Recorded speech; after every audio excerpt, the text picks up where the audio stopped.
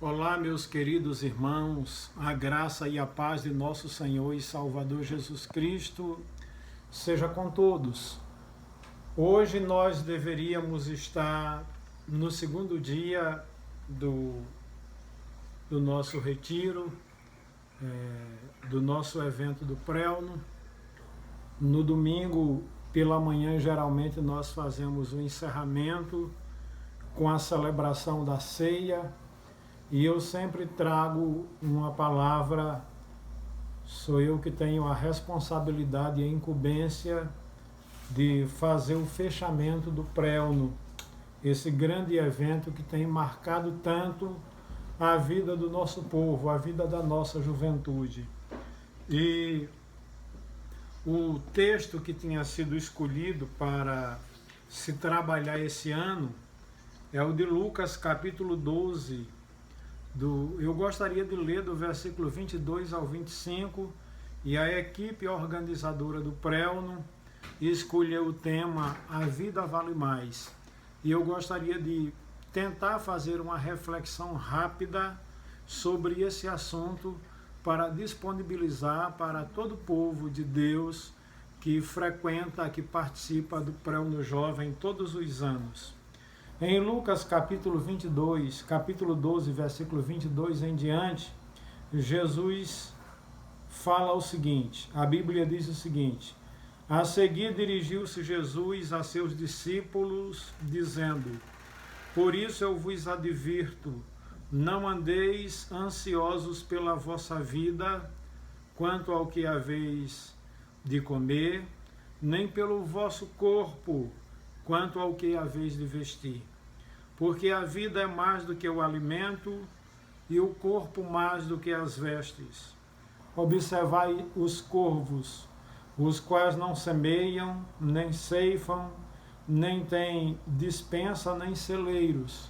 Todavia Deus os sustenta.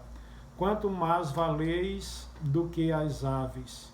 E qual de vós, por ansioso que esteja, pode acrescentar um côvado ao curso da sua vida?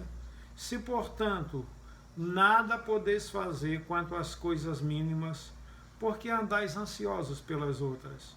Observai os lírios, eles não fiam nem tecem. Eu, contudo, vos afirmo que nem Salomão, em toda a sua glória, se vestiu como qualquer um deles. Ora, se Deus veste assim a erva que hoje está no campo e amanhã é lançada no forno, quanto mais tratando-se de vós, homens de pequena fé. Meus queridos irmãos, o tema que foi escolhido para o Prelno Jovem é sobre o valor da vida. A vida vale mais. E aí eu comecei a me perguntar como desenvolver essa temática do valor da vida. E a primeira coisa que eu pensei foi ver como alguns estudiosos conceituam a vida, como eles discutem e procuram uma resposta que venha a apresentar uma definição plausível sobre o sentido da vida.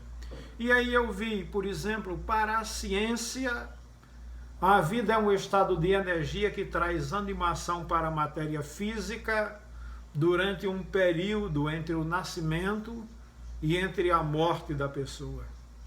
Agora, quando a gente olha, a gente dá uma examinada nas escrituras sagradas, a gente vai descobrir que a vida não é apenas o funcionamento de rins, não é apenas o funcionamento de coração, de cérebro, dos pulmões. A gente vai descobrir que o ser humano não é apenas um amontoado de células que por um mecanismo sofisticado se organizaram.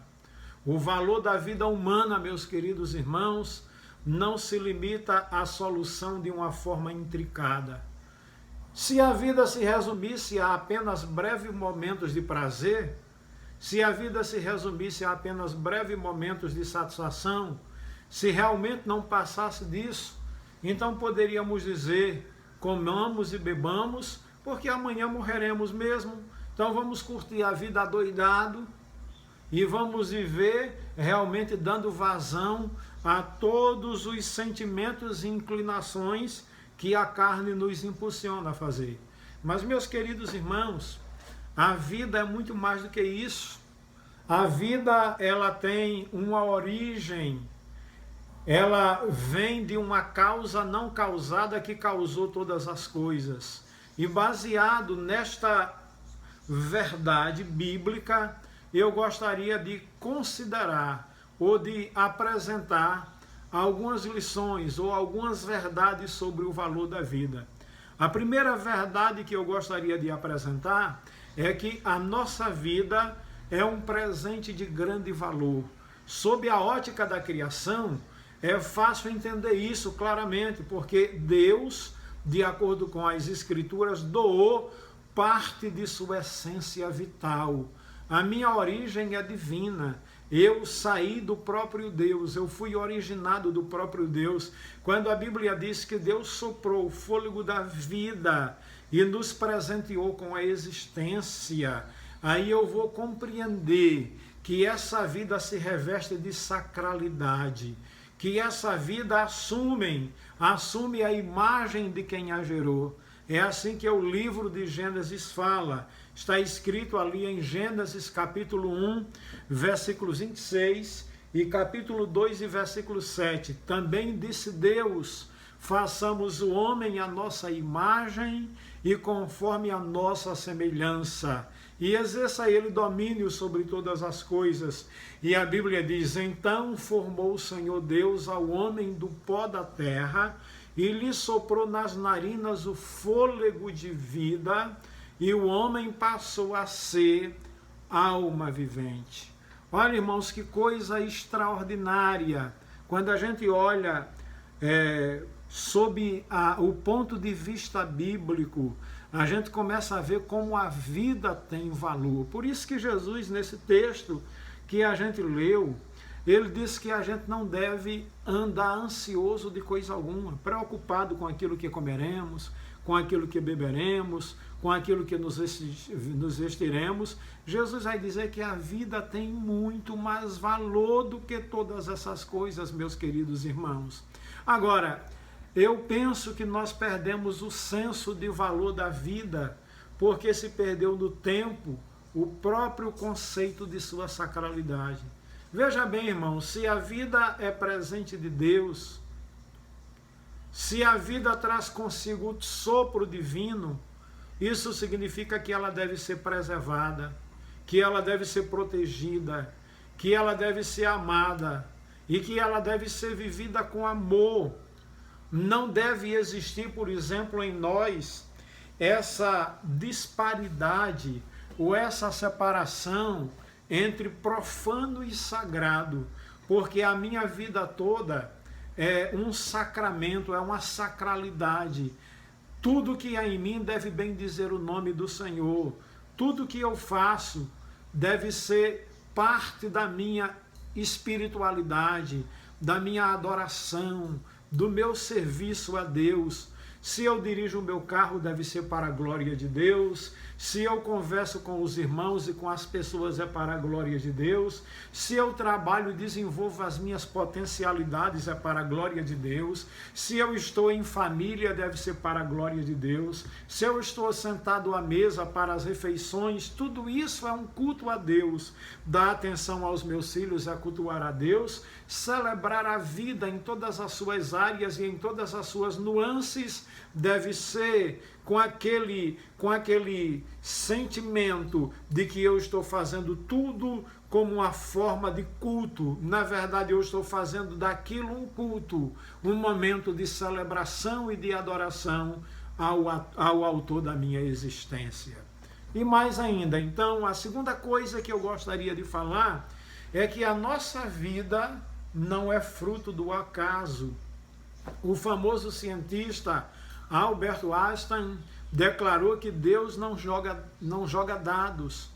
E isso significa o quê? Que o seu nascimento não é produto do acaso, que o seu nascimento não foi um erro, ou foi um infortúnio da natureza. Nós somos o resultado de um plano bem elaborado na mente do Criador antes da fundação do mundo. Deus não se surpreendeu com o nosso nascimento, Ele nos esperava desde antes do mundo existir. A Bíblia diz que Deus determinou cada pequeno detalhe do nosso corpo. Ele deliberadamente escolheu sua raça, a cor da sua pele, seu cabelo e todas as outras características. Ele fez seu corpo sob medida, exatamente do jeito que ele queria. Ele também determinou os talentos naturais que nós possuiríamos e a singularidade da nossa personalidade. Não existe nenhum ser na face da terra que seja igual a você. Você é uma pessoa única sobre a terra. Não existe ninguém igual a você. Você é uma personalidade, uma individualidade com capacidade de pensar, de querer, de sentir, de se dar, de se valorizar e de ser responsivo à vida. O Salmo 139 aborda essa questão de uma forma muito linda, de uma forma muito poética, de uma forma extraordinária. O salmista ali vai falando desse Deus que conhece absolutamente todas as coisas, desse Deus que tem o controle absoluto dos céus e da terra, desse Deus que formou cada parte de nossa vida. E ele começa neste salmo dizendo: Senhor, tu me sondas e me conheces. Tu sabes quando me assento e quando me levanto. De longe penetras os meus pensamentos. Esquadrinhas o meu deitar e o meu andar, e conheces todos os meus caminhos. Ainda a palavra não me chegou à língua, e tu, Senhor, já a conhece toda. Isso fala de um Deus onisciente. Tu me cercas por trás e por diante, e sobre mim põe a tua mão. Tal conhecimento é maravilhoso demais para mim. É sobremodo elevado e não o posso atingir. Para onde me ausentarei do teu espírito? Para onde fugirei da tua face? Se subo aos céus, lá estás. Se me detenho nos confins dos mares, ainda lá me haverá de guiar a tua mão, e a tua destra me susterá. Se tomo as asas da alvorada e me detenho nos confins dos mares, ainda assim o Senhor me alcançará. Se eu digo às trevas, com efeito me encobrirão, a luz ao redor de mim se fará noite. Até as próprias trevas não te serão escuras. As trevas e a luz são para ti a mesma coisa. Pois tu me formaste o meu interior, tu me tecestes no seio de minha mãe. Graças te dou, visto que por modo assombrosamente maravilhoso me formaste. As tuas obras são admiráveis e a minha alma o sabe muito bem. Os meus ossos não te foram encobertos, quando no oculto fui formado e entretecido no ventre da minha mãe. Meus queridos irmãos, e ele continua dizendo: os teus olhos me viram a substância ainda informe, e no teu livro foram escritos todos os meus dias, cada um deles escrito e determinado, quando nenhum deles havia ainda. Que preciosos para mim, ó Deus, são os teus pensamentos, e como é grande a soma deles. Se os contassem, excede os grãos de areia. Contaria, sem jamais chegar ao fim. Ó, meus queridos irmãos, o salmista diz: prova-me, sonda-me, ó Deus, e conhece o meu coração. Prova-me, conhece os meus pensamentos, e vê se há em mim algum caminho mau, e guia-me pelos caminhos eternos. Que coisa extraordinária! Este salmo, além de falar de um Deus onisciente, de um Deus que sonda, que perscruta e que conhece todas as coisas. Este salmo ainda fala desse Deus que nos criou, que projetou cada detalhe de nossa vida antes da criação dos céus e da terra, provando que a nossa vida não é fruto do acaso, mas é a concretização de um sonho que nasceu na mente do Criador antes da fundação do mundo. A terceira coisa que eu gostaria de considerar é que a nossa vida, ela é importante, ela é valorosa, porque a Bíblia diz que a nossa vida é eterna. O homem foi feito para a imortalidade. Ela é eterna não no sentido de que do mesmo jeito que Deus é eterno, no sentido de não ter começo e nem fim de tempos. A palavra eterno aqui está mais ligado à imortalidade. Nós temos uma origem, nós temos um começo, mas Deus criou o homem para a imortalidade. A Bíblia diz que Deus colocou a eternidade no coração do homem. O tempo de vida física, realmente, ela tem uma limitação. Ela se compara a uma gota da imensidão do oceano da eternidade. A terra, de acordo com a Bíblia, é um lugar de preparação. É como se fosse a nossa pré-escola. A verdade é que passaremos um tempo infinito do outro lado da vida, na eterna presença de Deus. Mas nós viveremos aqui nesta vida, se há muito chegarmos a uns 90, 100 anos. Mas na eternidade viveremos para sempre. Na perspectiva da terra, o salmista vai dizer no Salmo 90, versículo 10, que a duração da nossa vida é de 70 anos. Se alguém pela sua robustez chega a 80, o mais deles é canseira e enfado. Mas, meus queridos irmãos, isso significa que aqui na terra a nossa vida é como um conto ligeiro. A nossa vida é como a flor, é como a erva do campo, que nasce, mas logo seca-se e murcha. E como a flor que desabrocha, mostra a sua beleza, mas logo ela murcha e ela desaparece. E essa temporalidade da vida pode gerar muitas tristezas, tribulações e incertezas na vida do homem. Mas aquele que tem a vida transformada pelo poder de Jesus, pode ter certeza de uma vida eterna.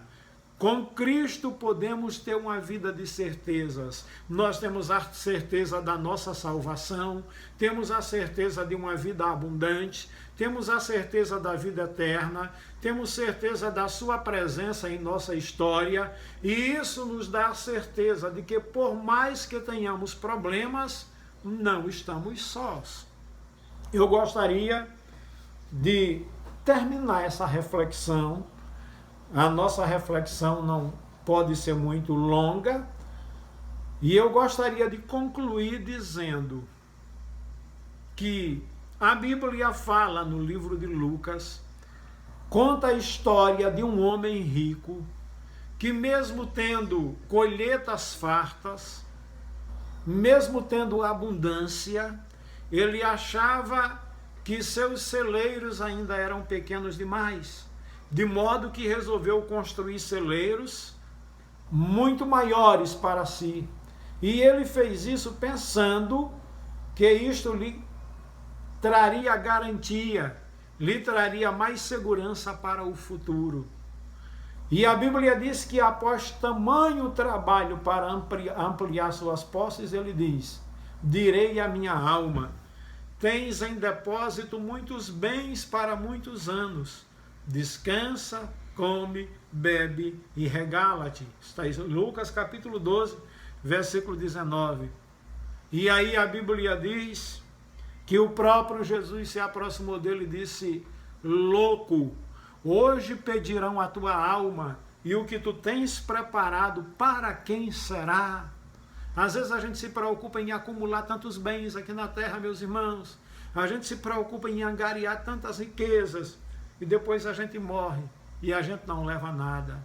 Meus amados irmãos, por mais que o homem obtenha títulos, por mais que ele obtenha conquistas, por mais que ele tenha fama, que ele adquira o sucesso, que ele alcance o poder, ele ainda é um frágil mortal.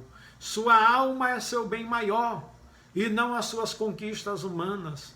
As conquistas humanas ficam aqui e não nos ajudam a conquistar honras celestes. O dinheiro pode comprar uma cama aqui na terra, e uma cama maravilhosa, mas não pode comprar um sono tranquilo. O dinheiro pode comprar as mais finas iguarias, mas não pode comprar o apetite.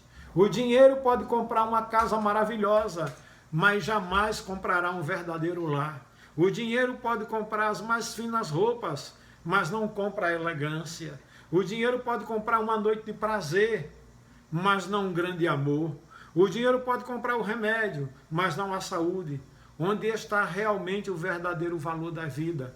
O verdadeiro valor da vida está em reconhecer que esta vida é um presente de Deus, em reconhecer que nós não somos frutos do acaso, mas nós somos o resultado, a concretização de um projeto bem elaborado pelo Criador antes da fundação do mundo.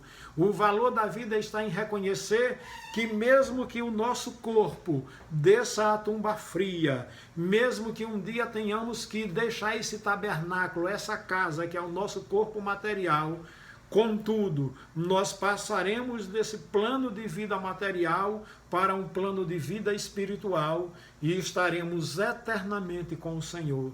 É por isso que a nossa vida é preciosa, é por isso que a nossa vida vale mais do que os bens, vale mais do que a riqueza, vale mais do que o avanço da tecnologia, vale mais do que todas as descobertas científicas, vale mais do que todas as conquistas que os homens podem realmente apresentar como fruto dos seus esforços, como fruto do seu trabalho.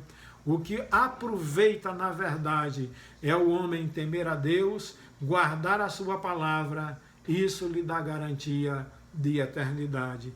Que Deus nos abençoe, que a gente possa viver em tranquilidade, em serenidade, na presença de Deus, valorizando essa vida, cuidando dessa vida, cuidando do nosso corpo, que é templo do Espírito Santo, cuidando da nossa alma, cuidando do nosso espírito, vivendo em santidade e esperando o dia que aquele que é a ressurreição e a vida se manifeste para nos levar para a glória celestial, e estaremos celebrando esta vida por toda a eternidade ao lado do Rei dos Reis e Senhor dos Senhores, aquele que vive, mas esteve morto, mas eis que está vivo para todo sempre e tem o poder sobre a morte e sobre o inferno. A ele toda a glória, toda a honra e todo o louvor para todo sempre. Amém. Que Deus abençoe a todos os irmãos do Pré-no Jovem, em nome do Pai, do Filho e do Espírito Santo. Amém.